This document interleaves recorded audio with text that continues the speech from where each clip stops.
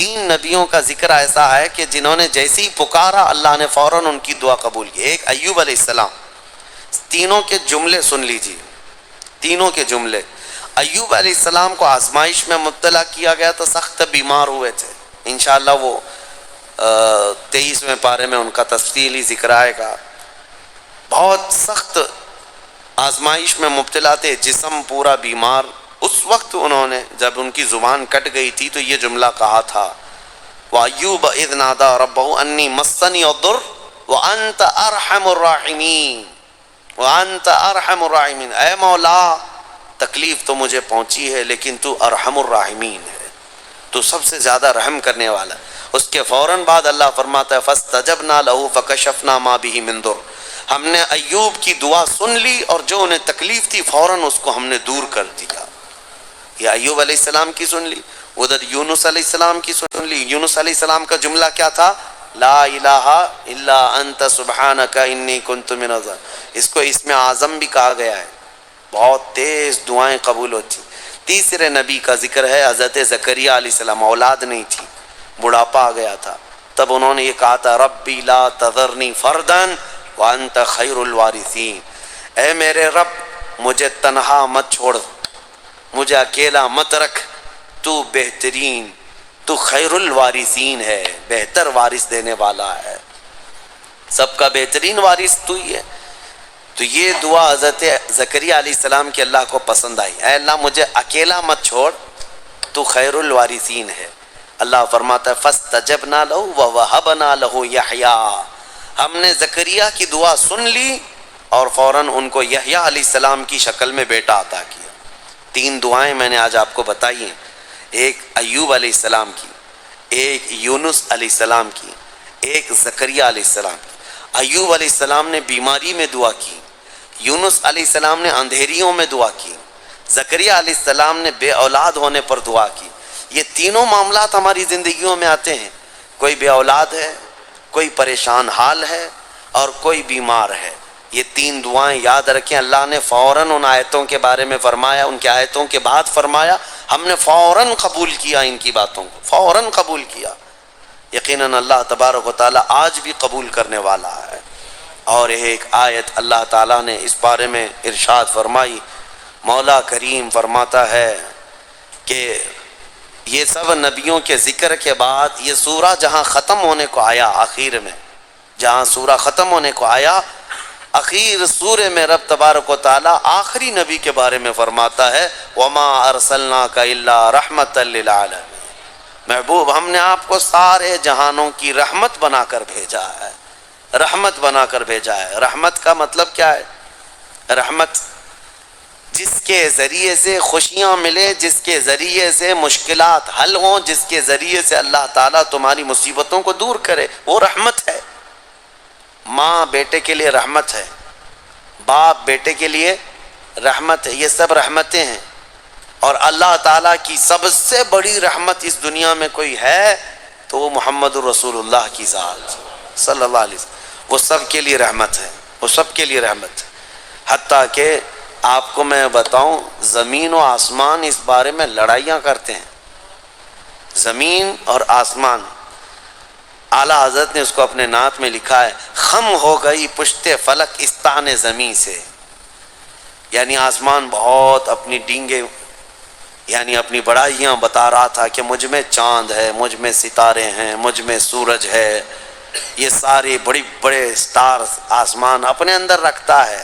تو زمین نے ایک ہی تانا دیا تھا, ایک تانا دیا تھا. اعلیٰ حضرت فرماتے ہیں خم ہو گئی پشت فلک, یعنی آسمان کی پیٹھ جھک گئی اس تانے زمین سے, زمین کے اس تانے کو سن کر. خم ہو گئی پشت فلک اس تانے زمین سے, سن ہم پہ وہ سرور دو عالم ہے, وہ رتبہ ہے ہمارا. ہمارے اوپر تو چاند سورج ستارے جس سے فیض پاتے ہیں وہ محمد الرسول اللہ زمین میں ہے. میرے عزیزو آپ کو میں بتاؤں, رسول پاک صلی اللہ تعالیٰ علیہ وسلم ملائکہ کے لیے رحمت ہیں کہ نہیں؟ میں آپ سے کچھ سوالات کر رہا ہوں. اور اللہ کے کئی عالم ہیں, عالم یعنی کئی دنیا ہیں, کئی جہاں ہیں, ہاں وہ ہر عالم کے لیے ہیں رحمت ہے.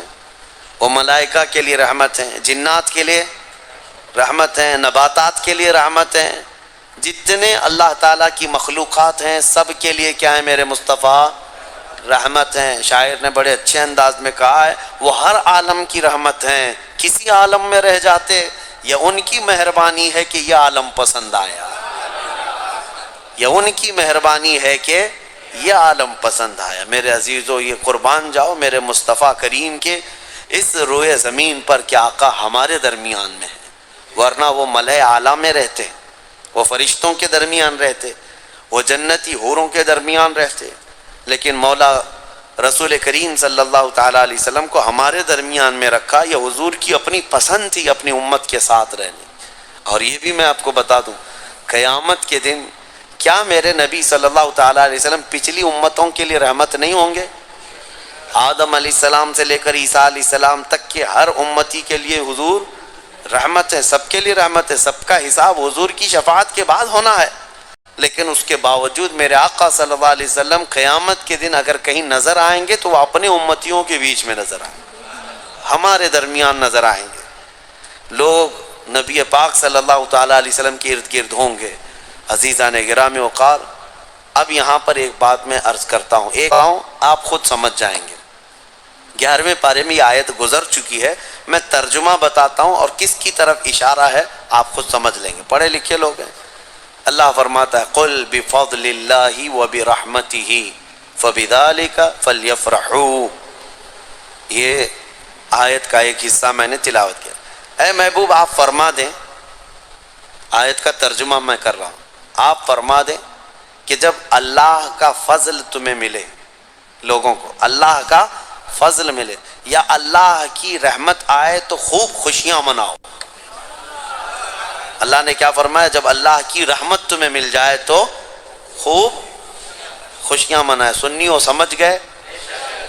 قرآن کی آیت کہہ رہی ہے جب تمہارے پاس اللہ کی رحمت آ جائے تو، اب ہر ایک کو بات پتا ہے اللہ کی سب سے بڑی رحمت اس روئے زمین پر 12 ربیع الاول کو آئی، تو اب جو ہماری خوشیاں منانے کا طریقہ ہے وہ قرآن کے مطابق ہے یا نہیں؟ قرآن کے مطابق اللہ نے فرمایا جب اللہ کی رحمت تمہارے پاس آئے تو خوشیاں منو۔ اچھا، اور دوسری بات وسیلے کے متعلق کہتے ہیں کہ ان کے وسیلے سے دعا مانگنا جائز ہے کہ ناجائز ہے؟ بالکل، قرآن سے میں بتاتا ہوں، یہ بھی 11ویں پارے کی آیت ہے۔ اللہ فرماتا ہے فقالوا ربنا لا تجعلنا فتنة للقوم الظالمین۔ یہ پچھلی امتیوں کی دعا اللہ فرما رہا ہے پہلے کہ ان لوگوں نے کہا اے رب ہمارے، اے ہمارے رب ہم کو ظالم قوم کے لیے آزمائش کا ذریعہ نہ بناؤ، ظالم قوم کے ہاتھ ہمیں مت چھوڑ دے۔ ان کی دعائیں وَنَجِّنَا بِرَحْمَتِكَ مِنَ الْقَوْمِ الْكَافِرِينَ، یہ دعا تھی پہلے والوں کی، لیکن قیامت تک آنے والا یہ دعا کر سکتا ہے، قیامت تک آنے والا یہ دعا کرے گا۔ کیا؟